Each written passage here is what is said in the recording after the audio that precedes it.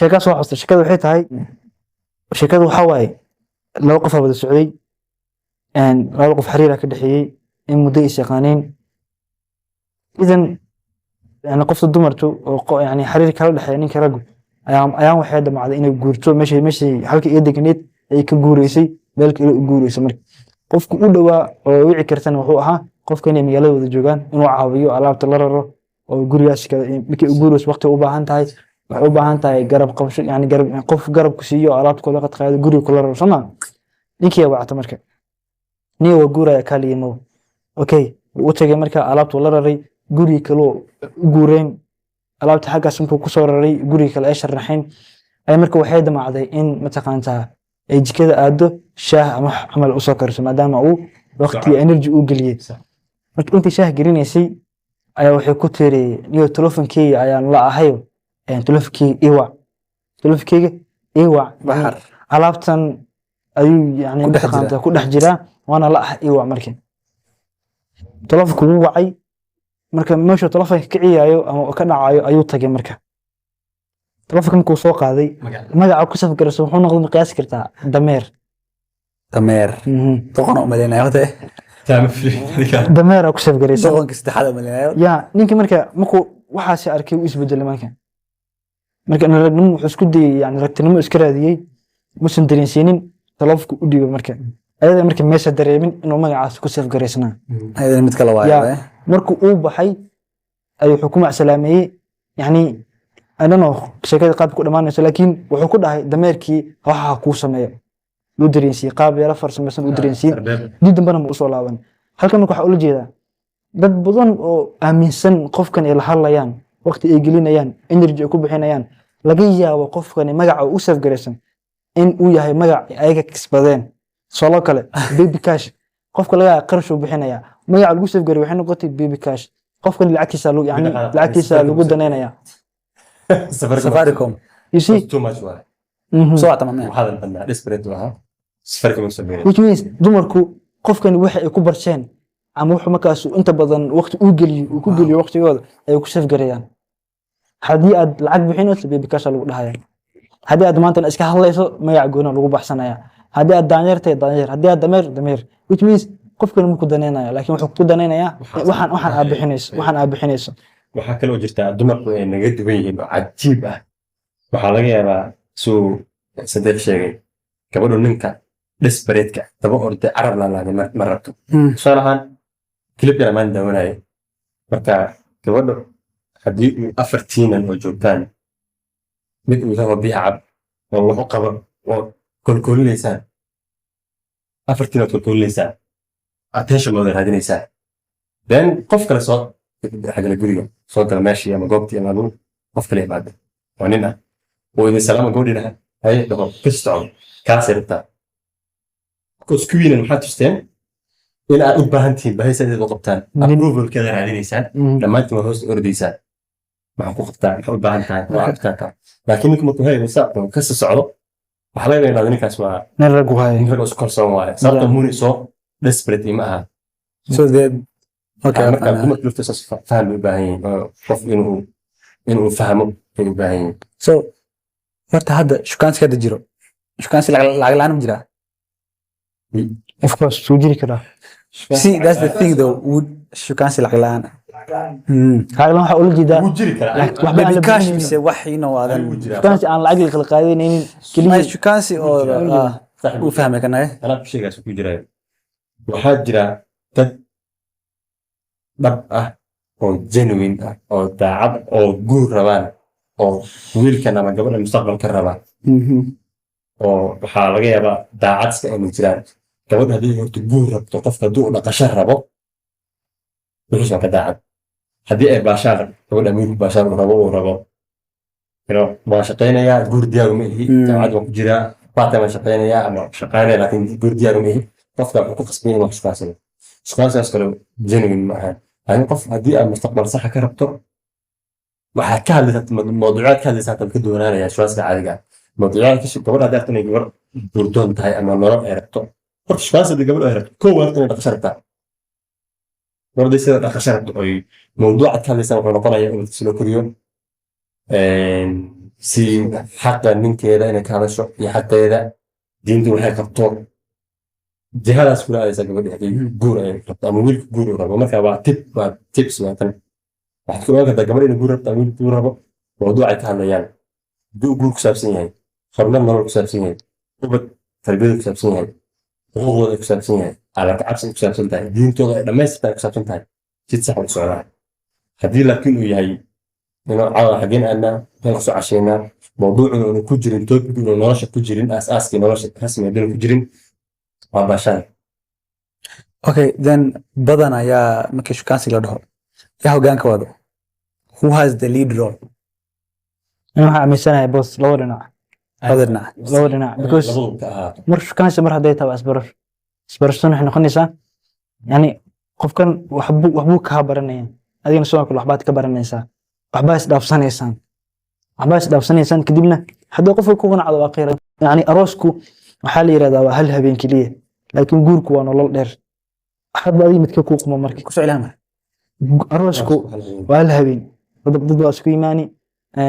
yani hool baa la kareeni waa la cunteeni dadku way tegayaan waa isku soo haraa labadiina marka ma sii wada joogeysaan maxaad ku wada joogeysaan xilligaa maa laga hadlaya marka waa qalad in xilligaa laga hadlo qalad waayo waa inay ka horeysaa intaysan waxaasa dhicin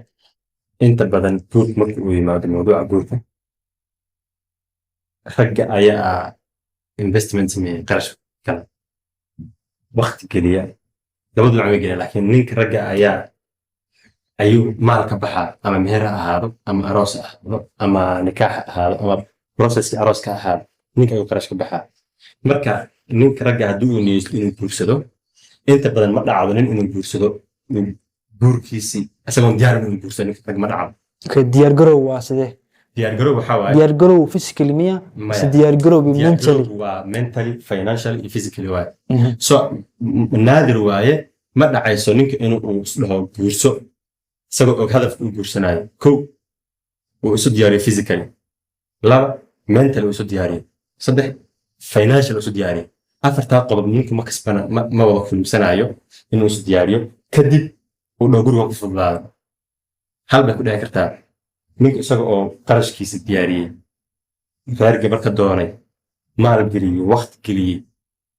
isdiyaariyey ayaa laga yaabaa inuu la kulmo gabar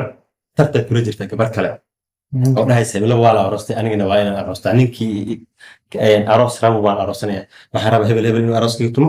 hebela iska dhiciyo cadowga iska dhiciyo arooska laga kala kaxiyo hoola ekeeyo muhiimadeeda koobaadna waa habeenka arooska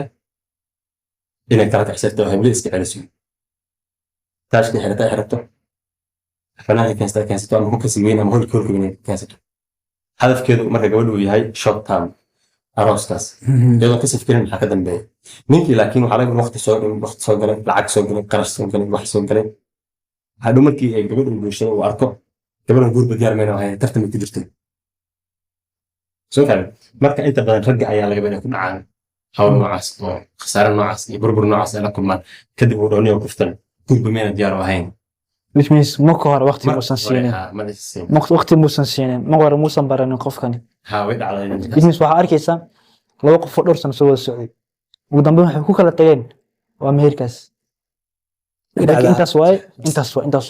cidda marka waxay soo wada socdeen wax qorshaysan oo hadafaysan marka muhiimadda intii ka baxay. saa abadan kulaha waxaa laga yaabaa inuu genuine uu raadinayo guurdoon gabadhan marka uu la heshiiyey ay okay dhacday nacam ay dhacday isagoo dhahay okay doob baan ahay waan daahay before it's too late hadda aan qoftan guursado qoftan ajendageedu ahaa tartan ay qofkan kula jirto laakiin qof intaasoo bilood la soo sheekeysanaysay oo aadan ogeyn meherkii rabto bis aadan ka bixi karin inta maxaa ka hadlaysaa marka maada meherka marka okay like shukaansiga in lis wada jaan qaado lis afahmi yahay soma haddii meherkii baa ka bilaadan sheekada isku afahmaynin then qiila waqaala ma laga hadlaya mise waxyaalo badan aniga qaar u joogay maqalay dadkii joogay baa aniga arkay waxaa dhacda dumarku waxaa dhacdaa hadda kor waxaa la sheegayay aroos lagu kala dhaqaaqay fladii sababtoo ah wiilkii gabadha waxbay ku heshiiyeen meherkii inuu noqdo intaas noqdo markii ay hawshii la gaaray ayay usoo bandhigtay hooyadeedii dadkii aan ahayn naa maxaad meherka u qaatay intaa sheego xisaab aan meesha ku jirin baa wiilkii la keenay meesha fiir may anigu mana heshin meesha isagana aqbaltu u diiday aan ma awoodi ma ay hawshan marka tashwiisha ugu furga biyo ma hebleeta saadayga baa ka xuntahay qalan sida ma tahay qofleed ma tahay marka ma laga yaabaa ragga ayaga qaarkoodna in ku degdegaan arooska dabcan oo gabadh qurxan arko asagoo uusan ka fiirsanin mustaqbalkii waxyaala noocaas oo kale uu gabadhi marka ayada uu ku ama cajalad been uusan nin hanti leh ama nin ladana ahay aroosna diyaar u tahay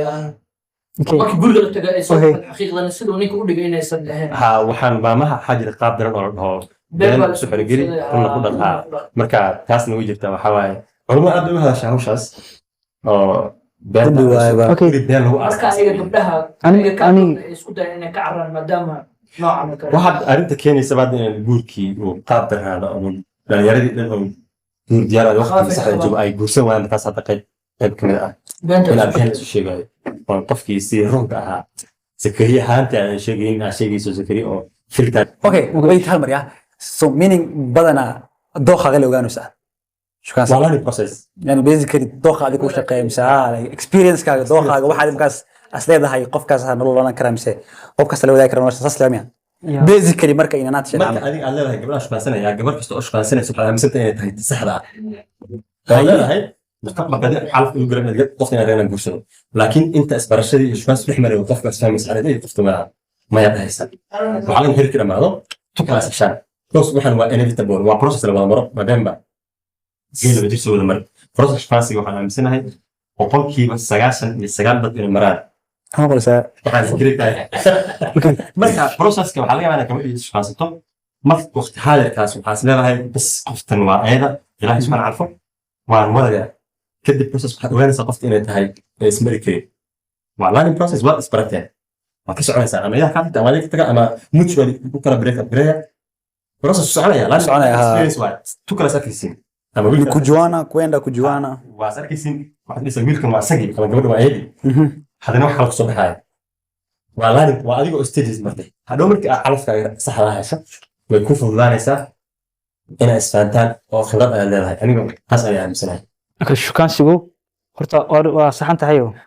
qofba qofku ka shukaansi badan yahay ama ka soo shukaansi yani dadwey kala duwan soo bartay la soo haasaabay ayuu ka waya aragsan yahay dhanka shukaansiga wuuna ka aqoon badan yahay dhanka shukaansiga wuuna ka soo yani soo jiidasho badan yahay dhanka shukaansiga waan ula jeedo shaloo kale shukaansiga waagaa bilaaweysay iga markii dhowr sano kusoo wareegtay 3 sano 4 sano kusoo wareegtay waagaa qaabka u bilowday iyo maanta qaabka aad marayso ama heerka aad marayso way kala duwan tahay